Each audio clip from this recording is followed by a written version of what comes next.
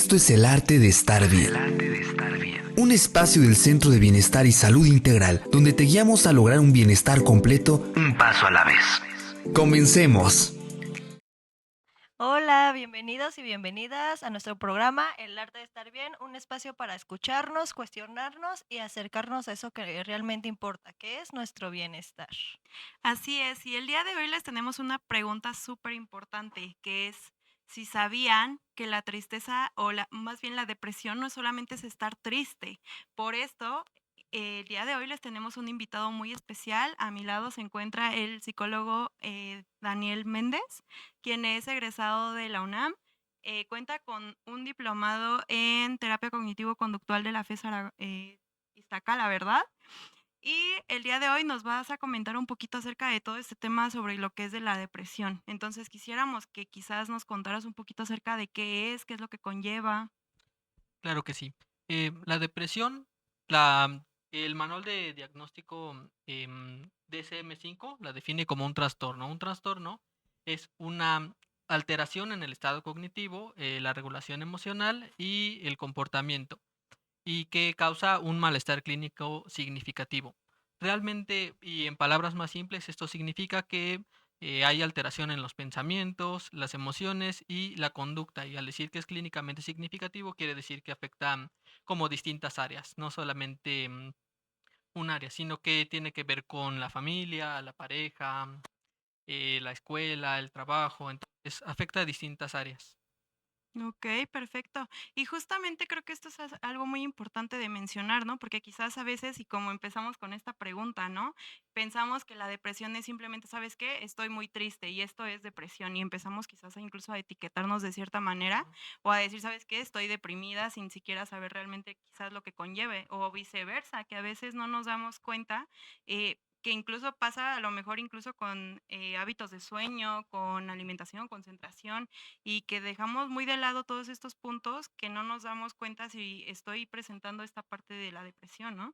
Ujú. Sí, y la verdad es que esto es muy importante porque puede ser que ya sea que tengamos depresión o que solamente se trate de una tristeza, porque ciertamente no toda tristeza, digamos, se acerca a la depresión. Y como bien lo comentas, pues puede haber varios síntomas que incluso pueden afectar como parte de nuestra salud física, ¿no? Porque como bien lo Sí. comentas, de repente nos causa problemas para comer, que dejemos de comer o que empecemos a comer en exceso, que dejemos de dormir o que empecemos a dormir demasiado. Entonces eso también puede afectar, digamos, la salud física.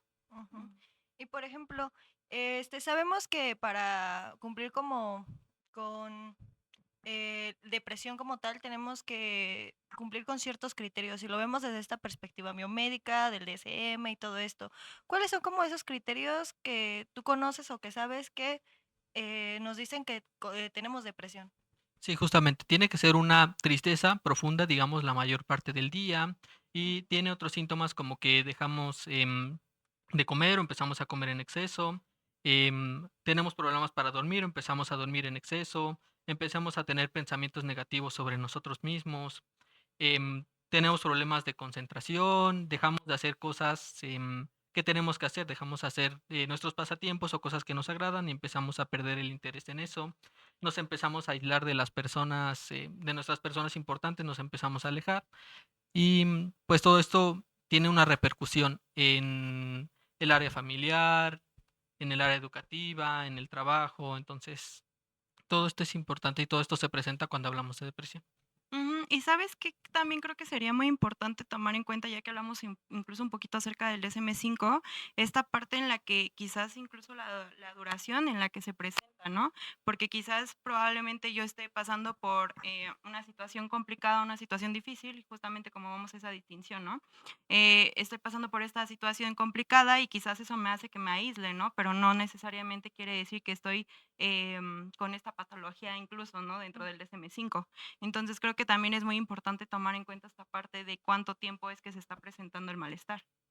Sí, de hecho es importante porque de acuerdo al DSM, bueno, hay distintos tipos de depresión, entonces dependiendo del tipo de depresión que se trate, puede variar el tiempo. O sea, por ejemplo, ahí está el tipo de depresión, trastorno depresivo persistente, que ese tiene una duración mínima de 2 años, ¿no? y el trastorno depresivo mayor, que es el que más se acerca a lo que conocemos como depresión, que tiene todos los síntomas que les comentaba.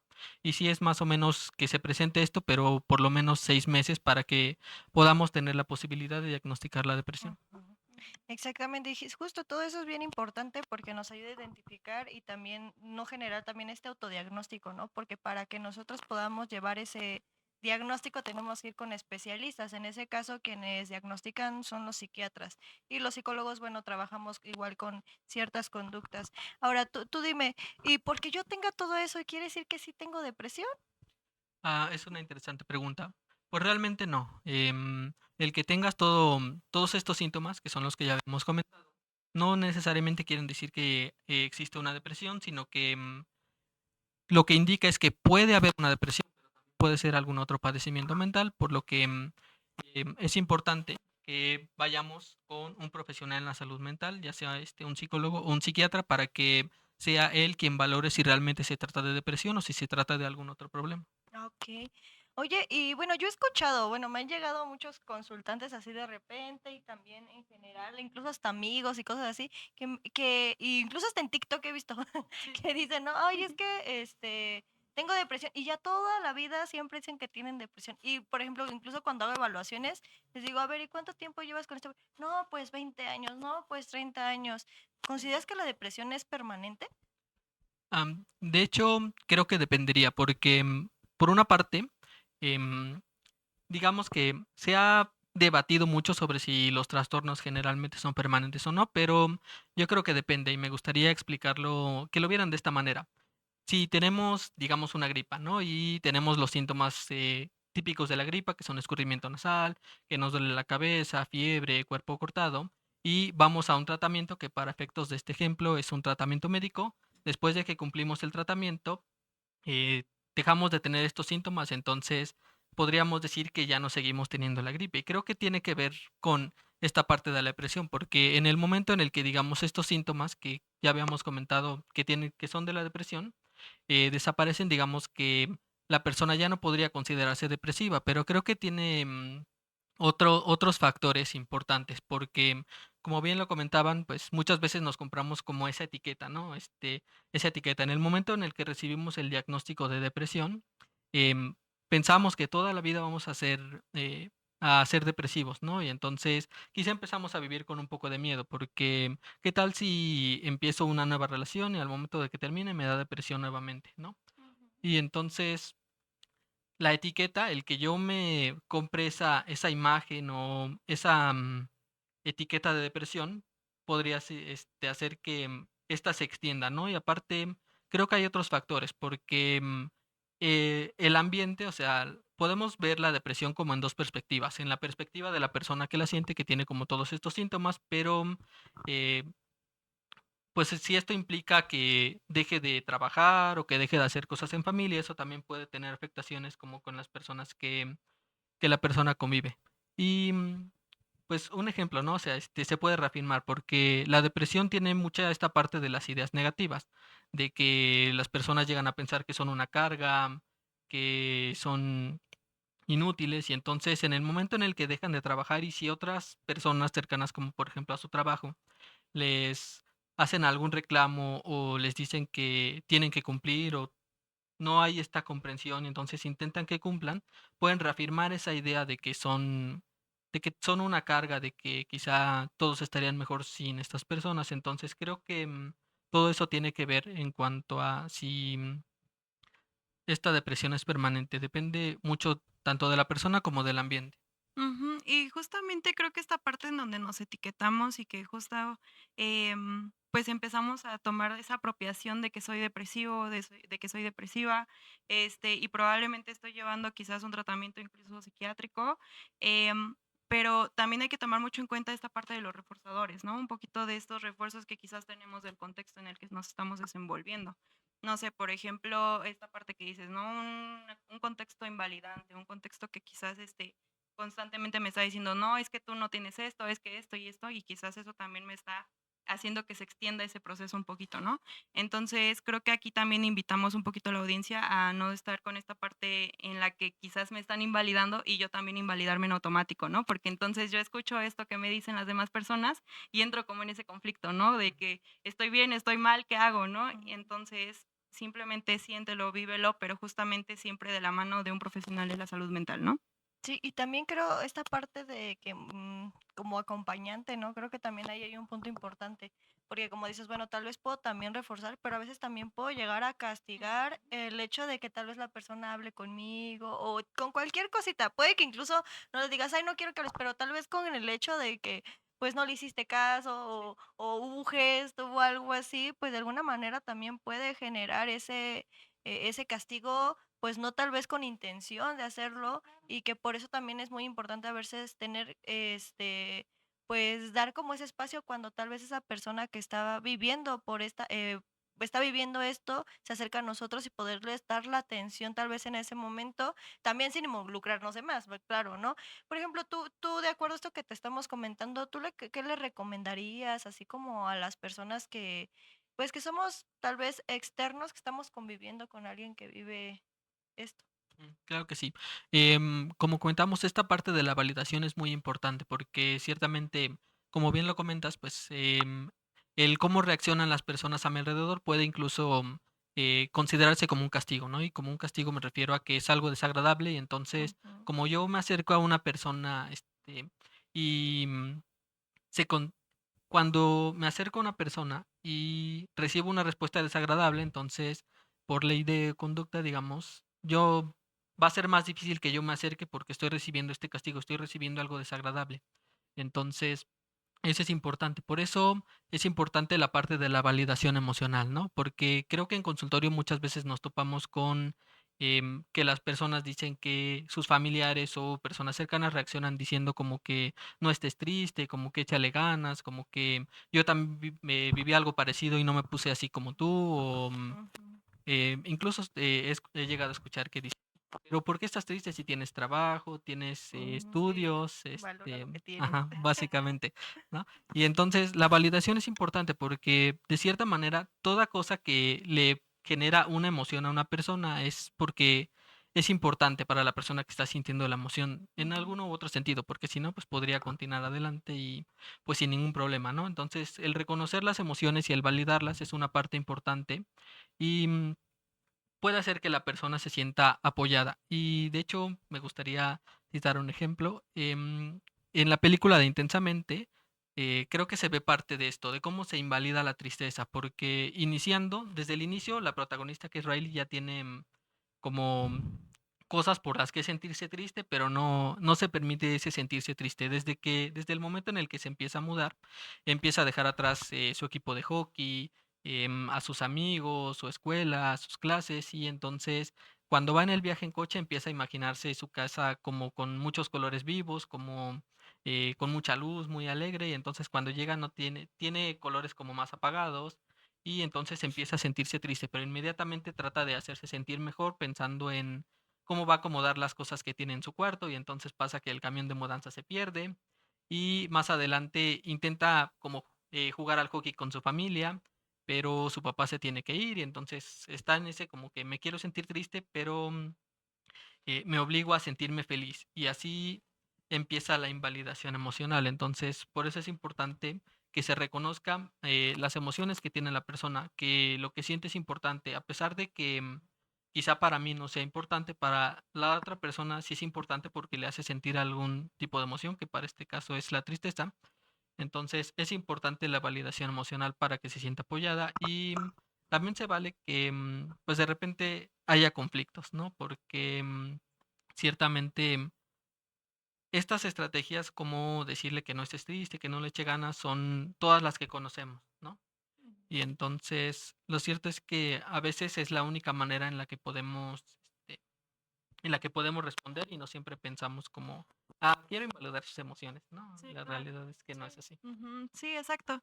Y creo que ahí también justamente quería hablar al respecto sobre esta parte de los padres, ¿no? A lo mejor con un pequeño o con un adolescente, con un hijo como tal, que justamente pueda estar atravesando este tipo de situaciones. Y nosotros como padres quizás no lo hacemos con una mala intención, ¿no? No queremos quizás invalidar, quizás desde nuestra experiencia de vida fue lo que aprendimos que era para quizás sobresalir en esta parte, ¿no?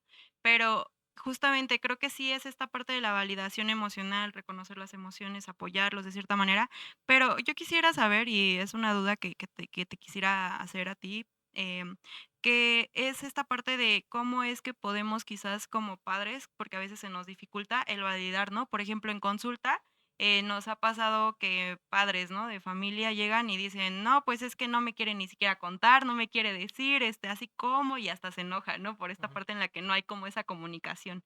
Entonces yo quisiera preguntarte cómo podrían estos padres quizás incluso acercarse. ujú. Sí, creo que en parte tiene que ver con una reacción, porque si en el momento en el que, por ejemplo, a mí mi hijo me llegara a comentar alguna situación que le causa algún conflicto y entonces inmediatamente lo regaño, le digo, por ejemplo, si me dijera, pues es que no hice la tarea por esta cuestión, ¿no? Y entonces inmediatamente empiezo a regañarlo, se empieza a ver como un castigo y así se separa o es más difícil que un hijo se acerque a mí como a contarme. Entonces lo ideal es que en el momento en el que nos digan que tienen algún conflicto o que están tristes, pues empezar a acercarnos y a intentar entender, ¿no? Ok, qué fue lo que te pasó? Y pues tener esta respuesta positiva, esta apertura a que nos pueda contar y así es más probable que la próxima vez que tenga algún conflicto se acerque a nosotros a decirnos qué es lo que tiene en vez de hacerlo sentir o de regañarlo inmediatamente. Ujú, exactamente. Y sí, creo que ese es un punto bien importante y una información muy, muy importante que tenemos que tomar en cuenta, ¿no? Como acompañantes, pero sobre todo, bueno, en caso en adolescentes y niños, ¿no? Que se suele vivir, pero creo que también en general, Sí, ¿no? En general como amigo, como familiar, como pareja. Y pues justamente al final no estamos para resolverles las cosas, porque no muchas veces llegamos a esa a ese punto en donde de repente que nos desesperamos porque no es que está muy deprimido, es que no quiere sí. hacer esto, es que así, y entonces queremos forzar la situación y querer estar ir detrás de él para que, o ella, para que esté bien, y entonces eso nos lleva a un punto también en donde nos pueda afectar a nosotros como acompañantes, ¿no? Y que entonces, pues también viene esa parte de ver hasta qué límite, ¿no? Hasta qué punto yo puedo intervenir ahí. Ujú. Ujú, sí, exacto. Entonces, también quisiera a lo mejor preguntarte desde este aspecto, ¿no? De lo que tú comentas, Zuley, em, si por ejemplo estamos como quizás alrededor de una persona, ¿no? Que está teniendo a lo mejor patológicamente hablando, depresión, ¿no? ¿Cómo podríamos quizás como amigos, como familiares, como sea alguien que esté a su alrededor, quizás, acercarnos a esta persona y que sea, de la manera más saludable para mí y para ella? Mm, sí, em, creo que continúo con esta parte de la validación emocional. Lo ideal es acercarnos y en el momento en el que nos comente la cuestión que lo tiene triste o que puede ser como el detonante quizá de esta depresión, pues empezar a expresarle verbalmente que es válido lo que siente, que es natural que se sienta así y creo que siempre invitar a las personas a que se acerquen a un profesional de la salud mental para que tengan, digamos, el apoyo que necesitan.